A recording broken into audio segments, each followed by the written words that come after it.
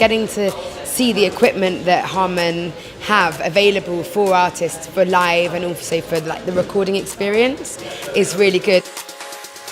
We are here talking to budding songwriters about our own experiences with songwriting, how we can maybe help them out with that experience. We took some existing pop songs out there and we deconstructed them to work out what makes them good. Being able to do a really candid interview talking about my past and how I built a career, it was absolutely wonderful, and the people here seem to have really enjoyed themselves. I was speaking about how to be able to use this kind of equipment to go out and be anywhere and have a battery-powered amp. I invited a few of the younger talent on stage with me because it really makes artists feel really good to get up and perform and to get to utilise the equipment. Met nice, interesting people, young people as well, like me doing different things from all areas of music as well, not just singing and stuff. So yeah, I've loved it.